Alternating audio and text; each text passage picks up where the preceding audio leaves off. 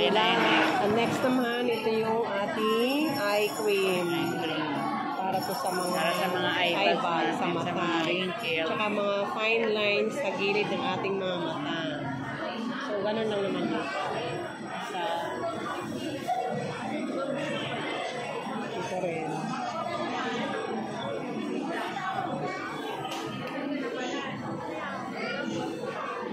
Sorry, ang liit-liit lang talaga. Pero meron kang ano nito ha. Pero yung kaya yung isang bote na to, siguro maubos mo to mga 4 na buwan. Oo. Kaya tipid. May tingling sensation yan, pero normal lang yan. Nawawala yung maya-maya. Ito pala. Kailangan bukas wala na to ha. Tapos pwede rin palang lagyan natin dito. Nabasa sa mga fine line, sa mga linya-linya yan. Parang sa akin, hindi naman fine ang line niya. Parang malalaki na. Ayan, sa gilid na ang ilong. Tsaka yung dito, para tayo dito, meron ako dito na eh. Alam na yung mga lola, no? Marami na mga wrinkles natin.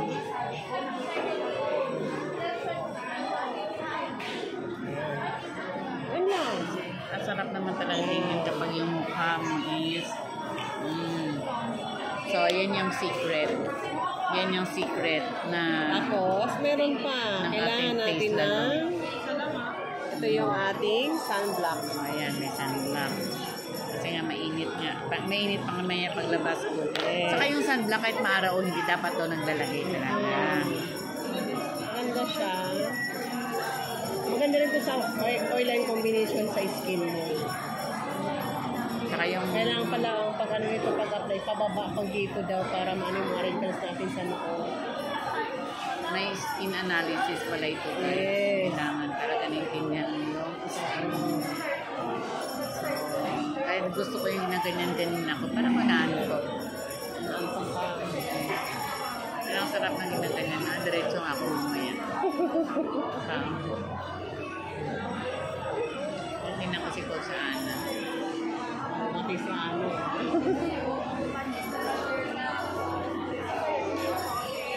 Yung dinemo na, na-actual na dinemo, no? Yung dinemo. Oo, ang ganda. Ito ka sa isa. Yan guys, maliit lang siya na bote, matagal maubos. Oo, kasi matagal maubos ko. Konting-konti lang na i-spread na siya sa skin. Ayan. Nagpa-practice kami kasi magde-demo kami. Mag-iyo sana storm kami sa dito sa